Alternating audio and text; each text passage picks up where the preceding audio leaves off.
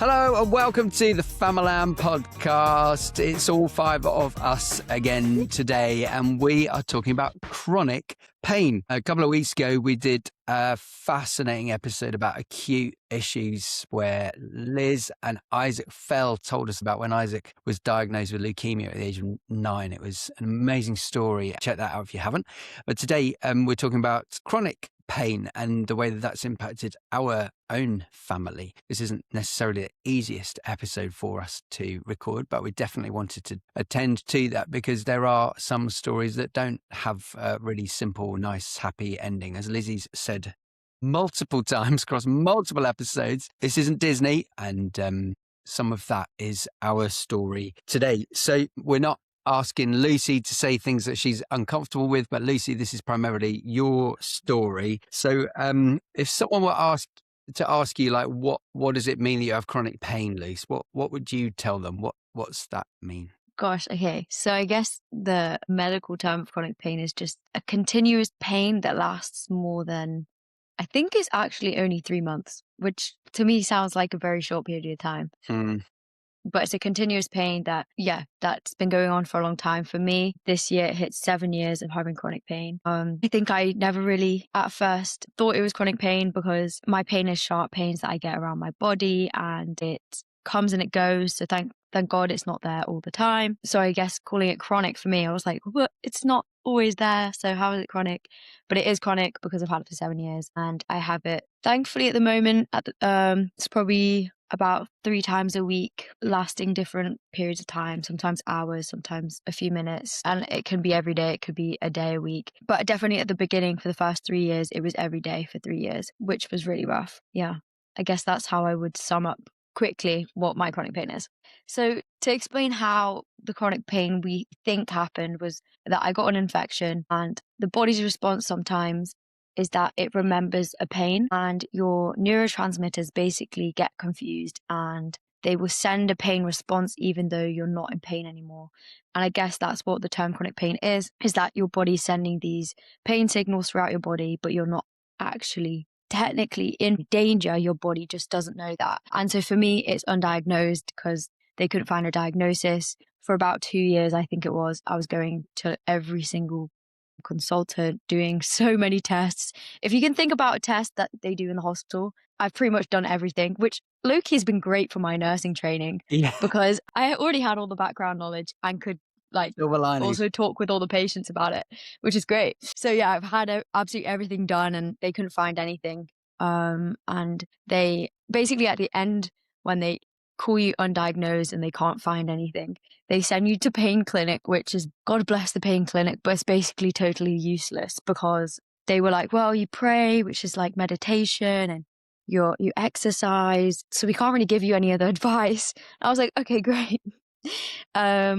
So I think it's been a battle for the past 7 years of trying to really learn how to do everyday life with it. And for me, exercise has been my saving grace. Probably around the 4th year, I started realizing that when you work out, you release endorphins. And for me, that acts as a pain relief. It's a natural pain relief because it binds to the same receptors as an opioid. If you're a science nerd, that's what scientifically is happening. And as long as I work out, I realized every 2 days at least, I can basically go through the week without any pain. It does have some limits. Obviously, like I've found that spikes in cortisol, sugary food, alcohol, caffeine, all these like really enjoyable things actually tend to increase my chronic pain, and anxiety definitely increases it. And I have really good episodes that are tolerable. I have really bad episodes where I'm on my bed crying and I can't breathe. And I think, honestly, I never know what to expect. And I've kind of gotten used to that. And I've kind of gotten used to going through my day being like, I could probably have an episode that's really bad today, but I can't live my life being in fear of it. So yeah, that's a big round of what it is, I guess. Yeah.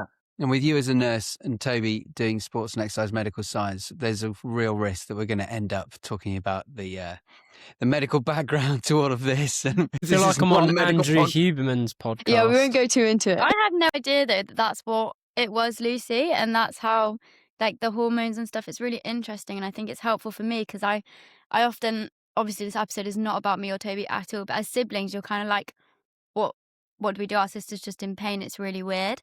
But to know like how it works and like what spikes it is really, it's just really interesting. Like it does stem from somewhere. Because I remember when you were getting all the tests at the start, I was like, what on earth is going on with Lucy's body? Like it's just so, like this has come from nowhere. So the context is helpful. I find it's interesting. Yeah. It was such a hard, I mean, it's still a hard journey. And you're extraordinary, Lucy, how you've journeyed with it. But I remember the first 2 years and those many appointments, and there were a lot of tears. When I actually feel quite emotional, I didn't realise that it was 7 years. That's a long time for you to be in pain. Can you just talk through a bit about how that felt going to the doctors and not getting a diagnosis and hearing yet again they didn't know what it was, and how you dealt with that at that young age, but also now? Yeah, I think it definitely was really hard.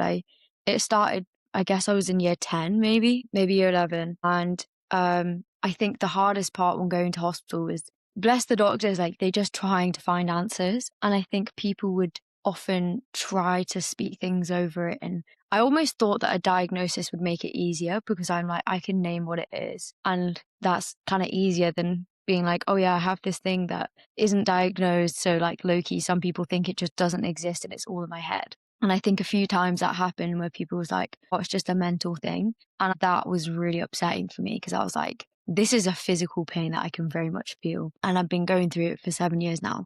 But the first 2 years were the hardest, because going to all those appointments, like you have to re-explain what we're going through. For the first 2 years, I wrote a diary. I've still got it on my phone actually.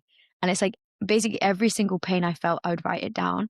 And I literally have a log, it's so long, of like, okay, I had the sharp pain in my wrist today, so I couldn't write through my English lesson, so I had to stop. Or I was having to massage my legs throughout my maths class because I was in like so much pain. And it's just like things like that. I think I realized that it was quite disruptive, but I was so keen not to be like the sick girl at school that it very much was something that I kind of held on to myself. And school was really good, especially in exams. They gave me this plan. So like if I had pain during an exam, because obviously I'd get it in my arms and my hands during writing, that's really difficult. So they would have this thing where I could pause the exam, take a breather, go out, try and wait for it to pass. I mean, that was really hard because sometimes it would be hours, and then go back to my exam. So they were really good in that sense. But as a young girl growing up, you just hate to be named as the sick kid. So I very much tried to tolerate it where I could by myself. And I think in those first 3 years, the hardest thing was being told that it was inside my head. And that was really damaging a lot of the time, because I was like, something's wrong with me. And in my head. Yeah, I distinctly remember there were times when we rushed you to A&E because it was so bad. And you were having chest pains, you were having pains down, particularly your left arm. And we're like, well, these are all the symptoms of something really, really bad going on. And they all did take it very seriously, didn't they? Yeah. But I remember sharing that sense of frustration that, we're having to tell the story from the start yet again. And there wasn't necessarily a recognition that we've been here before, and no, we've done that test before, but it didn't show anything last time. So we're probably, okay, I get that you need to run it again, but we know all of that because we've been here before.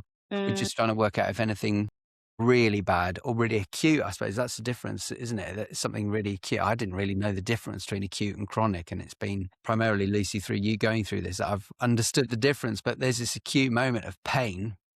How seriously should we take that? Maybe we'll get a bit more into what it was like for us as parents trying to manage that. But Daisy, you said this episode isn't really about you guys, but it does impact the family, and I think that's one of the things we really want to unpack. You've talked a little bit about those initial times. Daisy, Toby, are there other areas where like you were impacted? When did you realize it was serious, and what's been hard for you watching Lucy go through this? I think just the main thing is it's just never easy to see a sibling like just in pain, I guess. So that was always a bit like tricky, I guess. But I don't know if this is bad, but like it didn't really affect me loads because I'm not feeling the pain, am I? So I don't think it affected me much at all. But definitely tricky to see. You're obviously worried about Lucy, and how did you Yeah, kind of cope with that? Were there things that you tried to do for Lucy or whatever to help her, or or did probably you just not enough, to be honest. I'd probably just like let her deal with it herself. Yeah, I don't know. Daisy, did you feel like you had any ways of dealing with it or not? It's interesting hearing Toby say that, because I think, Lucy, you were so determined not to be known as the sick girl, like you Yeah. said. And it's interesting hearing your perspective from it now, because you would never bring it up. Like, the only time it would be brought up, I think you talked a lot to it about mum and dad because they'd bring it up for you.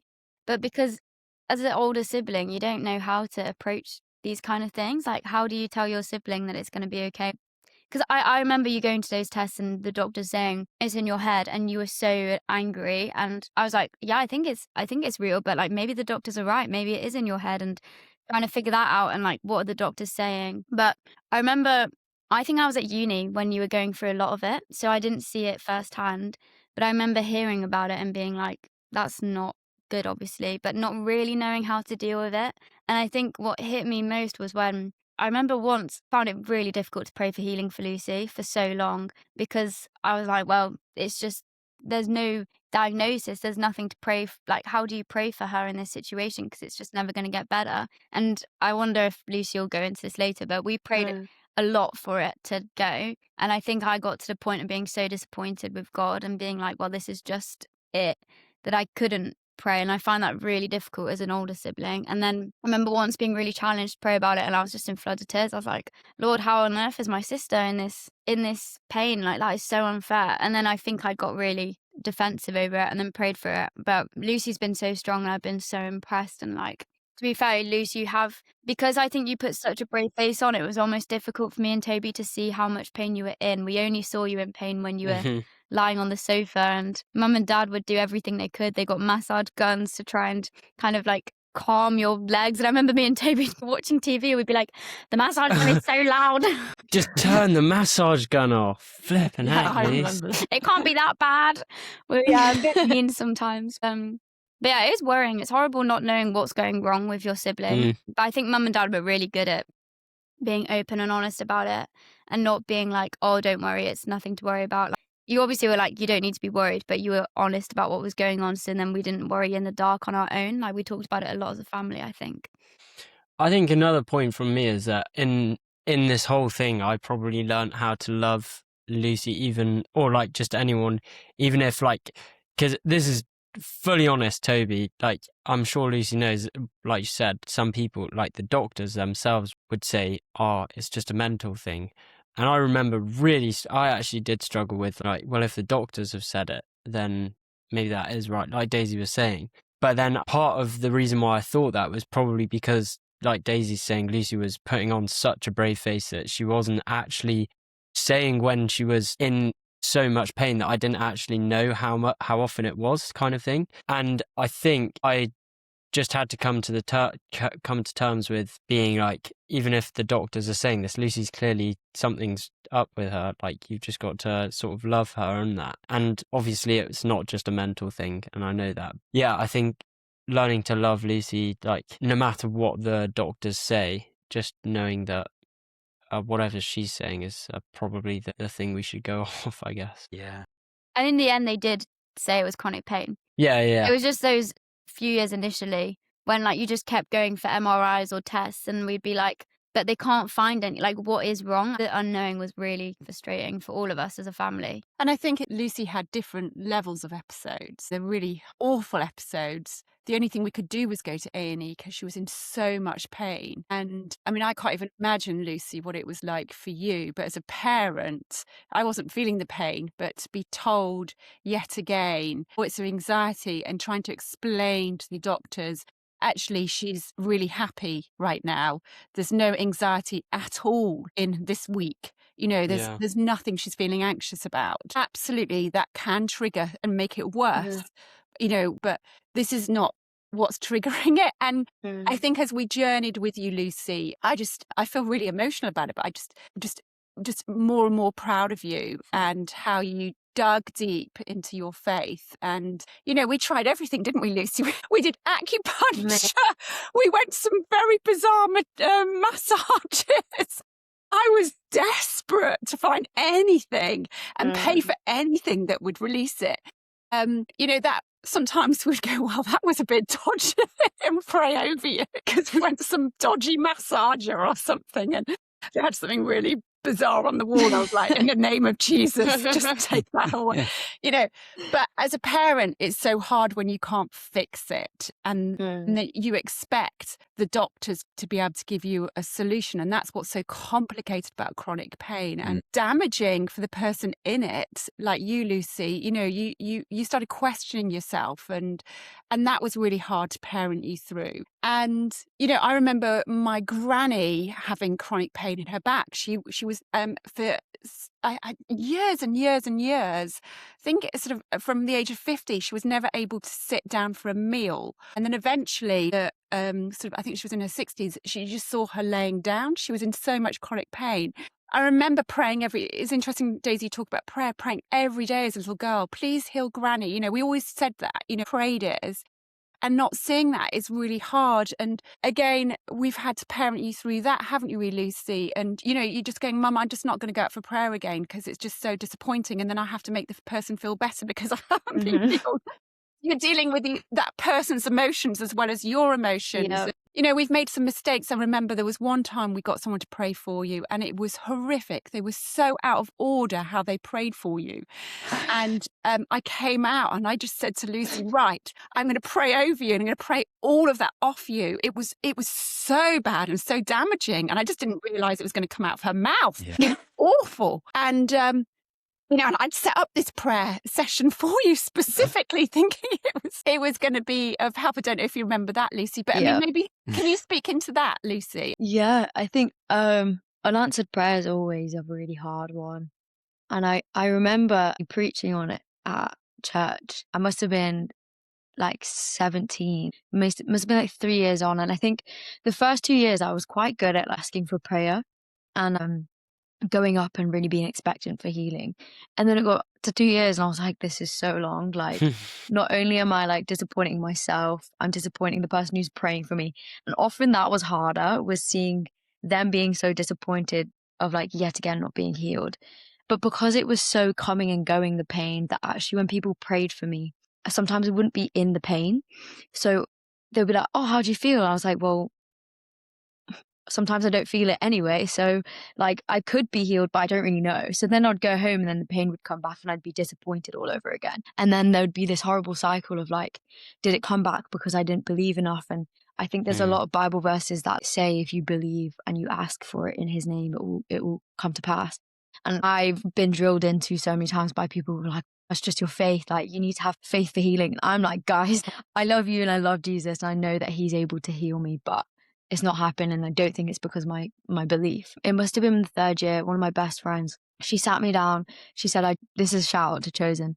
But I think it's like season 2, episode 3 or season 3, episode 2. I don't really know. Basically, in this episode, he comes to Jesus and he's like, I've been walking with you for so long and I've seen the healings that you can deliver. And yet you still haven't healed me. And it's like, why? And they portray this beautiful scene where Jesus is like, for a lot of people, in order to believe, they have to be healed. But for you, I know that you are able to believe in me, even though you go through this. And that is a testimony that is just as powerful or even more powerful. And I think after that, I was like, wow, like what privilege to be trusted to remain faithful through this season and like still be able to declare Jesus' name.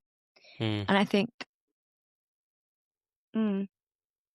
it's hard. It's really hard because sometimes I'm like, yeah, but I would believe in you even more if you healed me. But I think it's been so cool to be able to walk through it, as hard as it is, because Jesus has been so faithful in every single area of my life, and even in this. And being able to see people get healed can be frustrating. I mean, I've seen so many healings in my lifetime, and at first it was really hard to feel happy for those people, and it was just almost an envy. But actually now I'm just like, wow, my time hasn't come. And in this Chosen episode, they also shows like quote one of the Bible verses like my healing might not come today. It might come tomorrow. It might come in a few weeks. It might come in a few years. But ultimately we're all going to be fully healed in heaven, and there's not going to be any pain, there's not going to be any tears or sorrows. And I know that there's hope for a future because of Jesus, and he's won the battle, and it may not be being completely pain-free right now, but that will come. And so I think for people in chronic pain, the best thing you can do is just hope and have that hope in Jesus, which is so like saved my life, because I could be right now just be fully depressed in my bed and not want to go out every day. Yeah. And actually, like, God's been using me so much. So I think it's mindset. I also saw this beautiful preacher who is completely disabled, and the way he started the video was like, I just got healed by Jesus. And if you look at the video, he's very, very obviously not physically healed. And so he's like, I say that and you might be really confused, but actually Jesus has healed my spirit. And that's the healing that I needed the most. Like, you can look at me and see that I'm in pain physically, but spiritually I needed healing way more.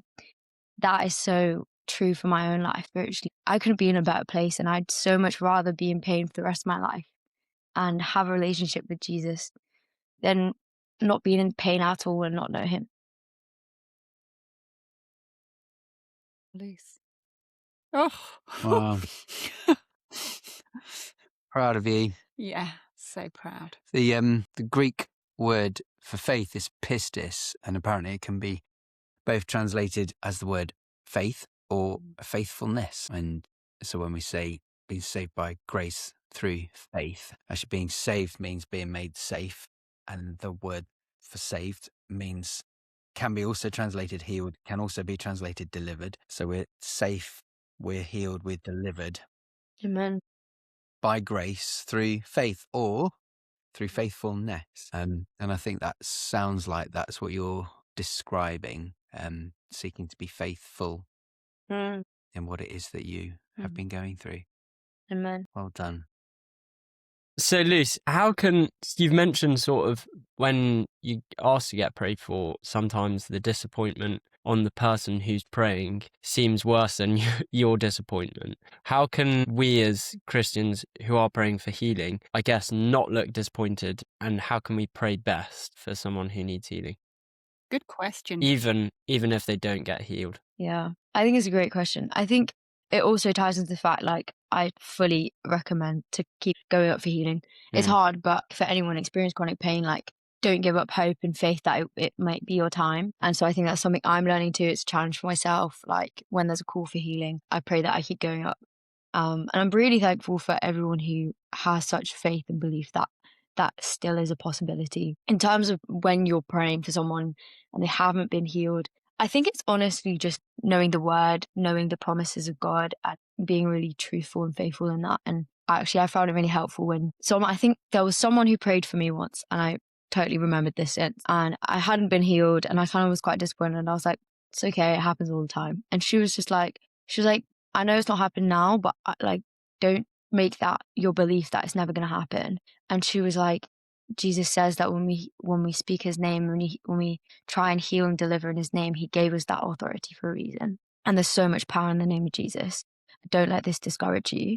And I think it's just that encouragement to someone that, we've prayed and nothing's happened, but shouldn't be a discouragement that it's never going to happen. And that encouragement that there's still hope for the future, I think is really important, because say if someone isn't where I am now, but they go up for prayer and they're like, oh, I've just not been healed anymore. Like, God, I just don't understand. Actually, that word of encouragement of don't give up could save them for sure, and save their faith, in the sense of it can be really hard to keep following Jesus when you've not been healed. But having brothers and sisters in Christ who walk it with you and continue to pray for you. I think the people who text me and still to this day have been like, hey, I'm still praying for your chronic pain. How are you doing? Still bring it up means a lot, because I think a lot of people forget about it. It's been 7 years. I can tolerate it. I've very much got used to it. It's just part of my life. But some people still to this day will be like, hey, I was praying for you the other day. Like, how are you doing? It's just that thoughtfulness and encouragement, but also just speaking Bible verses over you, over those people that you're praying for, has honestly been a lifesaver, I think, for me, is just remembering the truths that Jesus taught. Yeah. Yeah, that's good. Because it's so hard when you can't see it. Yeah. And I think that's the other complication, isn't it? Because you can't see your chronic pain. we know when you're struggling with it because we pick up on the cues, like Yeah, you like sit there and you'll be massaging your wrists or whatever, and I'm like, yeah, "Oh, okay, Or you disappear to your room. And I think that's when the kids, when they talk about them not knowing about it, you used to just take yourself away from social situations because you didn't want to affect. You were so sweet and so gorgeous, and so we'd find you in tears or rolled up in the bed. So we'd come and lie with you or massage you, or and I know that you still take yourself away. I mean, it's been quite a cost, you haven't been able to join yeah, in some things, some family stuff that we did, you were just too. I remember on holiday, a number of times you couldn't join in with some things because you just need to stay at the campsite and just rest. And yeah. yeah, it was. I think it's interesting you say that. As I don't want to pretend like it isn't hard, even to this day. Like, for example, a couple of weeks ago, I was in so much pain. I was on prayer team, and we had already lacked so much the team, and I was in so much pain. Like, I needed to go home and lie down, but I felt such responsibility to be there. But then I just felt like Jesus released me and be like, you can't pray at your best if you're not at your best, kind of thing. I'm not going to be able to give out very much if I'm not well in myself. And I just kind of went up to our service leader and I was like, I'm really sorry, I've got to go home. I think it's hard when not everyone knows the story. And I think I often think, oh my gosh, I'm being so judged because I'm leaving. Or, for example, even this morning, like I was in a lot of pain last night. So I was like, I need to make sure I go to the gym today. And that meant I couldn't go to a prayer meeting this morning. That was quite tough because I felt like, oh, everyone's going to judge me because I didn't show up. But I think God really teaching me. There's also a discernment process of what you have to say yes and no to. And sometimes there's sacrifices and that's okay. But also, you just got to stop thinking about what other people are thinking about you at the end of the day. yeah, And it's a you've good looked- lesson." And you've looked after yourself, haven't you, in those times? Just share how you've looked after yourself in managing that pain, like Yeah, the what cold water helps? therapy and all of that. Yeah, I think so. Yeah, we've definitely found cold water therapy is an instant healer. Like, I will run into the water, and then as soon as I run into the water, everything is just gone. And that's why sometimes I'm like, God, I wish I just lived next to the sea so I could just run in. Sometimes I do cold showers. That really helps. For me, definitely the gym. Like, I'll go pick up some weights and the pain is gone. I just need that like endorphin release. I think it's also like small things like massaging. If you see me ever like this, or I've got my hands behind my back, or like I'm like rubbing my thighs, that's probably because I'm in pain. I think removing yourself when you need to has always been a thing. And also just like being honest with people. I remember, so I was trying to play football in my first 2 years of uni, and actually like played hardly any matches because I was in so much pain. Being kind to yourself. Don't push yourself to what you can't do. Don't overdo it. But also don't stop doing things you love. With me, it's hard because when I get really tired, I don't want to go to the gym. But if I don't go to the gym, I'll be in even more pain. So sometimes you just have to push yourself. And having people around you, that sort of support system. I know JP, my boyfriend, has been amazing at being like, babe, just go to the gym. Or you guys have been really good at being like, Lucy, probably just needs to go on a run. You just need to like release it. And having those people to just push you a little bit has been so important. But also support. Sometimes I've just called mum and dad and been like, guys, I'm in so much pain. Please pray for me. I can't do anything right now. That has been really precious. So keeping that support system and having practical things that you learn to help you has been really helpful. So good. Go on, Days. I also think, interestingly, as you were talking, Lise, I was like, oh my gosh, this has been going on for so long. But also, there's been some huge family wins. And I actually think we need to honour Lucy and what she's done, which we have done throughout this episode. But one of the biggest wins has been with your exercise and running. Yeah. Because 7 years ago, Lucy, like, could not run because of her pain. And it was also due to your asthma, right? Like, you just couldn't run. And this is your story. I feel like you should share it. But No, go. I just think it's awesome. I remember we'd go on holidays and me, mum and dad and Toby would want to go on a run because mum and dad are awesome like that and want to go on runs on holidays. So, woo. And Toby's like, yeah. And I'm like, okay, fine, FOMO. And Lucy would often try and come, but she couldn't, like physically couldn't join. And so we'd like, mum would often stay back with Lucy or not do the family run or whatnot because Lucy was in so much pain. And I remember one time in France, we went on this family run. And we ended up in the middle of like a random forest because poor Lucy, like she just could not, you couldn't run. You were in so much pain. Like you couldn't go any further. And I remember me and Toby being like, can she? And then we were like, oh no, she really is in pain. And then, Did we question it? no, we didn't question it. We were Oh, like, right. "Yes." But I think we were like, Lucy, if you just push through for like another half mile, maybe you'll be able to like regulate your breathing and do it. And then we realized that was just being too cruel. But anyway, Lucy over the last 7 years now runs more than me, faster than me, and is so cool. And like, but now like Lucy will be the one on the family holiday being like, run time. And you're like, what? But you used to have to stay back. Like I remember in the US when we went on holiday, me and Dad and Toby went to go to a park run and Lucy just couldn't come with us. And I remember being so sad for Lucy, and poor mum was obviously, she didn't feel sad about it because she was with her daughter. But mum did the righteous thing and stayed behind with Lucy, and we all went off. And so you have missed out on things, Lucy, but you've also trained yourself and trained your body on how you can then come back. Sorry, that was a huge ramble, but I think that's just something that I'm so impressed with. I want to celebrate. And yeah, I'm super proud of you, Lucy. Next, Lucy's going to do a whole marathon, aren't you? Oh, Do half a marathon with me one let's day. not put that on the podcast. Luce, what are some of the things, this is a podcast about parenting, families, what are some of the things that parents can do if they are also going through a situation where their child is dealing with chronic pain? What were some of the things that we did that was helpful? What were some of the things that we did that was less helpful? What can other families learn? What can siblings do to help support their sibling if they're going through chronic pain? I think number one is that you guys really believed me, especially when not a lot of people did. I think you guys were very much like, we know our daughter, she wouldn't lie about a thing like this. And you guys took it really seriously. And I think that meant the world to me, especially when other people weren't taking it seriously. So I think knowing your child well enough, obviously I don't know what other children are like, but believing your child, like there's so much trust there, and you guys just really trusted me that this is something that I was really struggling with. I mean, you could physically see it after a while, like after a bit, but I think believing in me was something that I really, really appreciated. I think all supporting me, and I think it was the small things, like I'd be in pain and you or mum would be like, Ollie, just come lie down on the sofa, we'll massage you for a bit. And the small things like that was so helpful. After moving to uni, that was really hard because I was like, mum and dad aren't really around to just massage me here and there anyway. But also, I think you guys made it really clear. I think we spoke about it in an earlier episode of how actually you guys have the phone, like thank God for a phone. And just like, you guys have been so good at praying with me. If you need us, pick up the phone, like that's there for a reason. Just being accessible in terms of Daisy and Toby sibling wise. They've been super encouraging in terms of like pushing me to, I think they always knew that I'd be able to run. Like you guys, especially if we're talking about the running thing, like you guys were always, oh, Lucy, come on, man, you can do it. And I guess part of it was like probably annoyance, but you guys just had such belief in me and my abilities. And now I'm at the point where I can, and just being super encouraging. I remember crying on runs because I was like, you guys, I just can't do it. And everyone was like, come on, Lucy, keep going. And I was like, I just can't do it.